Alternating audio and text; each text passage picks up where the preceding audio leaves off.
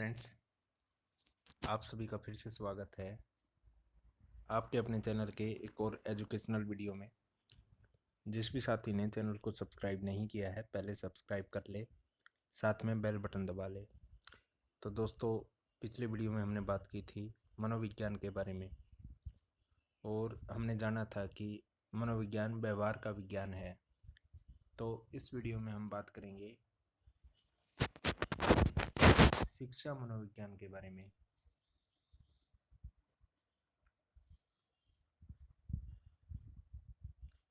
शिक्षा मनोविज्ञान के बारे में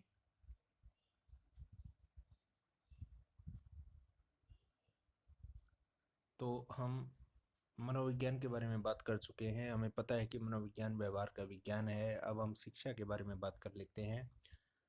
तो शिक्षा के बारे में बात करते हैं तो शिक्षा का जो अंग्रेजी शब्द है एजुकेशन, उसकी उत्पत्ति 4 शब्दों से मानी गई है। अब ये 4 शब्द कौन कौन से हैं? एजुकेटम, बारी बारी से इनके बारे में जानेंगे। 4 लैटिन शब्द हैं ये। पहला है एजुकेटम, लैटिन भाषा का शब्द एजुकेटम। इसका अर्थ है शिक्षण की कला, शिक्षण की कला। और इसका दूसरा शब्द है फिर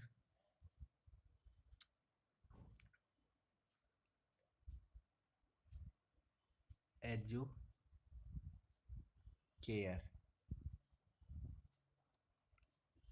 एजुकेयर का आपका अर्थ है शिक्षित करना या पालन पोषण करना आदि। अब तीसरा जो शब्द है वो है आपका एजुसेरे। एजुसेरे,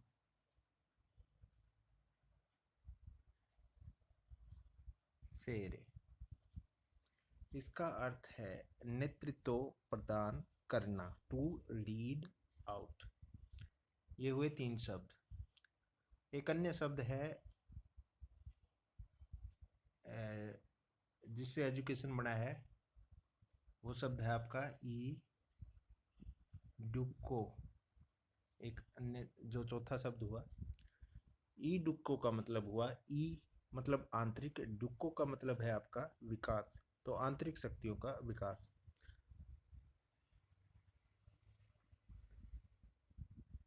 तो शिक्षा से रिलेटेड 4 शब्द हमने देखे अभी, जो लैटिन भाषा के शब्द हैं एजुकेटम, एजुकेयर, एजुसेरे और एजुको, इडुको। जिसमें हमने जाना कि एजुकेटम का अर्थ है शिक्षण की कला, एजुकेयर का अर्थ है शिक्षित करना या पालन पोषण करना या सामने लाना, एजुसेरे का अर्थ है नेतृत्व प्रदान करना, और लास्ट जो वर्ड देखा हमने ई डुको, जिसमें ई का अर्थ है आंतरिक और डुको का अर्थ है विकास, यानी कि आंतरिक शक्तियों का विकास करना। अब कुछ परिभाषाएं देख लेते हैं।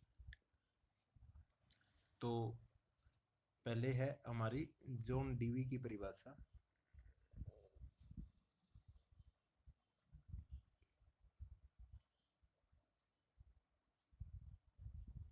जॉन डीवी ने शिक्षा के बारे में क्या कहा कि शिक्षा व्यक्ति की उन सभी योग्यताओं का विकास है जिनके द्वारा वह अपने वातावरण पर नियंत्रण करने की क्षमता प्राप्त करता है तथा अपनी संभावनाओं को पूर्ण करता है। नेक्स्ट परिभाषा जो मुझे बहुत पसंद आई है शिक्षा के बारे में, वो है पेस्टालॉजी के द्वारा। किसकी परिभाषा है? पेस्टालॉजी की।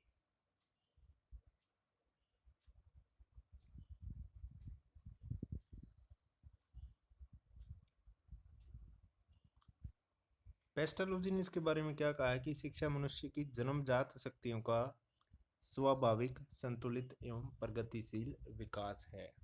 देखिए, जो 4 शब्द देखे थे उसमें भी हमने यही समझा था एक तरह से कि जो हमारे अंदर शक्तियां होती हैं उनको बाहर लाना, उनको नेतृत्व प्रदान करना, इस तरह के शब्द, मतलब उनका विकास करना, जैसे कि ईडुको में देखा है।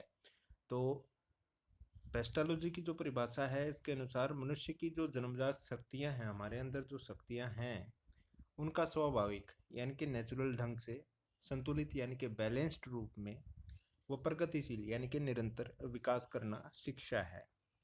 महात्मा गांधी ने शिक्षा को उन सर्वश्रेष्ठ गुणों को विकसित करना माना है जो कि बालक एवं मनुष्य के शरीर, मस्तिष्क व आत्मा में विद्यमान होते हैं। मतलब हमारे अंदर कुछ योग्यताएं होती हैं, कुछ गुण होते हैं, और उनको विकसित करना, उनको बाहर लाना, नेतृत्व प्रदान करना आदि जो है शिक्षा है। एक परिभाषा है आपकी फ्रोबेल की।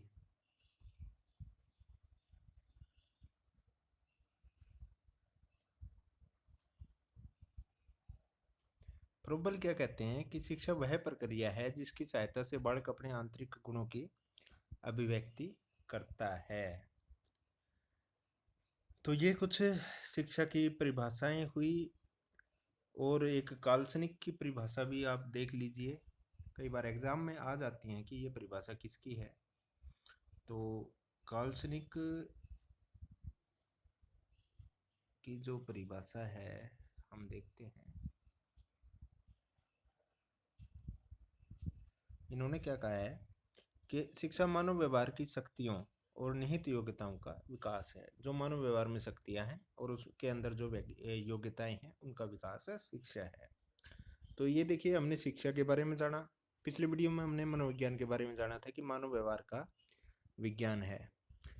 तो शिक्षा बेसिकली क्या है दोस्तों? शिक्षा आपके व्यवहार में संशोधन करती है, व्यवहार का परिमार्जन करती है या व्यवहार को शुद्ध बनाती है। और मनोविज्ञान क्या है? व्यवहार का अध्ययन है। तो शिक्षा मनोविज्ञान यानी कि व्यवहार का अध्ययन करके व्यवहार में संशोधन करना, ये बात हुई शिक्षा मनोविज्ञान की कुल मिला के। और हम देखें तो इसको ऐसे बोल सकते हैं कि शिक्षा के क्षेत्र में मनोविज्ञान का प्रयोग, मनोविज्ञान के जो सिद्धांत हैं, मनोविज्ञान की जो विधियां हैं, मनोविज्ञान के जो भी तौर तरीके हैं आपका, उनका शिक्षा के क्षेत्र में प्रयोग शिक्षा मनोविज्ञान कहलाएगा। देखिए, स्किनर, सीई स्किनर हैं ये, इन्होंने एक परिभाषा दी है, सीई स्किनर ने।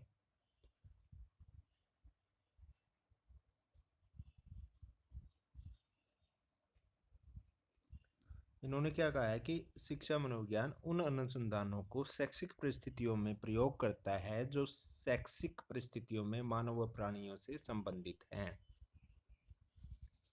कार्ल श्रिंक ने ही एक शिक्षा मनोविज्ञान की परिभाषा दी है जिसके अनुसार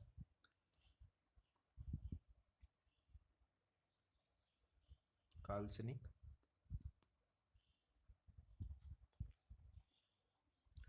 तो कार्ल श्रिंक की परिभाषा के अनुसार शिक्षा मनोविज्ञान मनोविज्ञान के सिद्धांतों और अनुसंधानों का शिक्षा में प्रयोग है। तो मनोविज्ञान के जो अनुसंधान हैं, मनोविज्ञान के जो सिद्धांत हैं, मनोविज्ञान की जो विधियां हैं, उनका शिक्षा के क्षेत्र में प्रयोग शिक्षा मनोविज्ञान कहलाता है। दोस्तों, उम्मीद करते हैं कि आपको शिक्षा मनोविज्ञान के बारे में अच्छे से पता चल गया होगा।